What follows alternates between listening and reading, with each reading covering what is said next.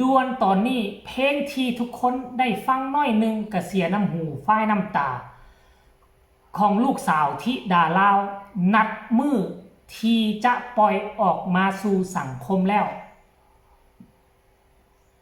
สวัสดี FC แฟนคลับทุกทานมาพบมาพ่อกันในคลิปนี้ทานผู้ชมเป็นเรื่องเล่าข้อมูลข่าวสารจากฝากฟังค่ายศรีวิไลจากฝากฟังของพอภูศรีวิไลหรือลูกๆทั้ง3คนที่มีนัดหมายจะปล่อยเพลงออกมาเนาะบ่ว่าจะเป็นซิดพีเคเอ้ยปาดเอ้ยไอและก็รวมถึงลูกสาวคนเล็กลูกสาวคนน้อยทิดาลาวลูกสาวของพ่อแม่นั่นเองท่านผู้ชมเนาะซึ่งมือวานนี่หาก็จะไปเข้าห้องอัดมีหลากหลายอารมณ์หลายคนก็คงจะได้เห็นแล้วแหละบางคนก็ได้เห็นเพียงแต่สำเนียงเสียงห้องก็น้ำหูน้ำตาไหลบางคนก็ได้ฟังแต่เสียงดนตรีเสียงซอขึ้นออดขึ้นไปก็โอ้ยซาบซึ้งกินใจน้ำตาไหลพาดทานผู้ชมล่วงไปถึงแม่เจี๊ยบก็ยังน้ำตาไหลทุกคนไผจะไปคิดว่าแม่เจี๊ยบจะน้ำตาไหลแม่เจี๊ยบนี่เป็นคนบ้านศรีวิไลแม่เจี๊ยบเราความรู้สึกบอกว่าอันเพลงที่ผ่านมาของน้องธิดาลาวนี่มีหลายเพลงคักซาบซึ้งกินใจแต่กับฟังรู้สึกว่ามวนรู้สึกว่าเก่งแต่ว่าบ่มีเพลงใดที่จะมาเฮ็ดให้แม่เจี๊ยบห้องให้ได้ซ้ำเพลงนี้เพิ่นยอมรับว่าเพลงนี้คงจะเป็นเพลงน้ำเบอร์วันจะสร้างชื่อเสียงให้กับธิดาลาวาซั่นเด้ทุกคนเนาะอันนี้คือความในใจของแม่เจี๊ยบ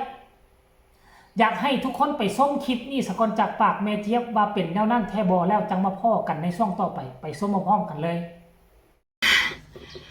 สบายดีค่ะมีผู้ใด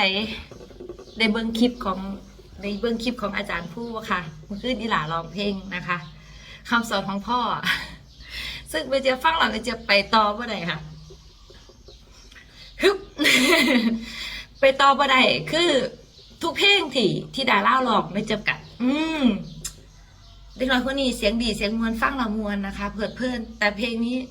ฟังแล้วมันไปต่อไม่ได้จริงๆเนาะพี่น้องเนาะนะคะ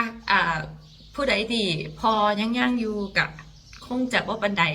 แต่สำหรับแม่เจี๊ยบคือพอแม่เจี๊ยบเพิ่นเสียไปถึงแต่แม่เจี๊ยบอายุ10 กว่าขวบนะคะ10กว่าปีเนาะนะคะซึ่งแต่ว่าเพิ่นจากไปแต่กายค่ะแต่คำสอนของเพิ่น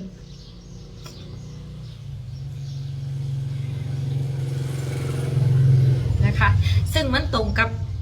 เนื้อหาของเพลงนี้แห้งค่ะอย่านอนตื่นสายอย่าอายทำกินอย่ารอคอยให้คนมาเห็นใจตรงแห้งค่ะพี่น้องนะคะมันจะคิดว่าเสื้อว่าผู้ใดฟังเพลงนี้แล้วน้ำตาบ่ถ่วมจอบ่มีเนาะพี่น้องเนาะนะคะรอฟังรอติดตามน้ำกันค่ะไม่เจ็บเด้อเป็นเพลงที่ไม่เจ็บจะฟังแต่ไม่เจ็บจะไม่ร้องเด็ดขาดคือเป็นเพลงที่ไม่เจ็บร้องเพราะใดค่ะร้องไม่ได้ไม่เจ็บจะไม่ร้องเพลงนี้เด็ดขาดเลยคำสอนของพ่อนี่นะทุกคนอันนี้นี่คือความในใจของแม่เจี๊ยบหลังจากที่ได้ฟังเสียงที่น้องธิดาลาวตอนเข้าห้องอัดเนาะกับผ่านพ้นไปด้วยดีบาดนี้มาเบิงบ่นี่วินาทีที่จะปล่อยเพลงมือใดวันที่เท่าใดเดือนใดพอผู้ศรีวิไลได้ออกมาโพสต์เมื่อประมาณ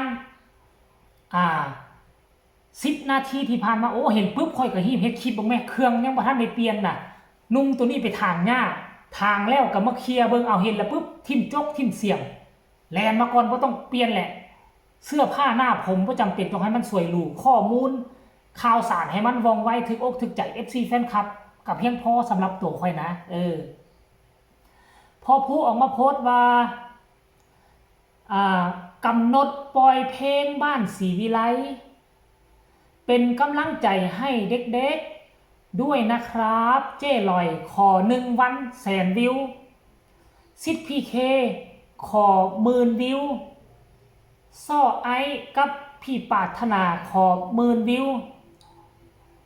ใน1 วันถ้าได้จะเลี้ยงหมูกระทะพอกับแม่วาซานอยากกินหมูกระทะเด้วาซันเด็กท่านผู้ชมเนาะ แล้วก็พร้อมเขียนอยู่ในรูปนี้ว่า15อันนี้กรกฎาคมมันบอกขั้นภาษาลาวกับ15พฤศจิกมันบอกบ่แม่นเดือนหน้าในเดือนหนึ่งกรกฎ15กรกฎของไทยก็เป็นกรกฎาคม2569ว่าซั่นเด้ปล่อย3ผลงานเพลงบ้านศรีวิไลเนาะ7 โมงเช้านี่นะปล่อยเพลงของน้องไอซ์กับปรารถนากรเพลงที่มีชื่อว่านอไม่ส้มอันเพลงที่ว่าส้มนะทุกคนนะมันคงจะดังติดปากคนแน่นอน12 โมงว่าซั่นเด้ตอนเที่ยงผัวยาตัวอ้ายเพลงของซิดพีเคเนาะ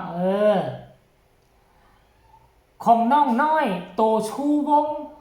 โตสู้วงยังน้องที่ดาลาวหัวหอกหัวในเกาะเขาเอิ้นว่าในเกาะไม่ละหัวหอกที่สำคัญเด็ก15 โมงนั่นก็คือ15 โมงเท่าไหร่ปะ13 14 15 3 โมงบ่แม่นใน17 โมงเป็น5 โมง17 โมงตอนแรงคำสอนของพ่อของลูกสาวธิดาลาวว่าซั่นพวกเจ้าคิดว่ามันเป็นไปได้บ่เพลงน้องธิดาลาว1 วัน 100,000 วิวที่ผ่านมานี่เคยมีบ่เพลงฮอดฝันข้ามโขงบ่เนาะ1 วัน 100,000 วิวแล้วเพลงของซิดพีเคนี่1 วัน 10,000 วิวพวกเจ้าว่ามันจะเป็นไปได้บ่แล้วเอ้ยไอ้กับปรารถนาก็1 วัน 10,000 วิวเนาะของซิดพีเคกับของเอ้ยไอ้นี่คือกัน1 วัน 10,000 วิวพวกเจ้าคิดว่ามันมีโอกาสหลายน้อยส่ำใดอยากฟังคำคิดคำเห็นทุกคนว่าอันน่ะมีความเป็นไปได้และสำหรับที่ดาลาวดิมีความเป็นไปได้บ่สำหรับเพลงนี้สำหรับค่อยว่ามันมีความเป็นไปได้เด้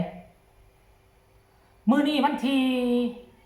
30 เดือน 6อีก15 วันในช่วง15 วันนี่ทั้งพอผู้ศรีวิไลก็จะได้ปล่อยทีเซอร์ของเพลงแต่ละเพลงออกมาโดยเฉพาะของเพลงน้องที่ดาลาวนี่ขนาดมีแต่ว่าเสียง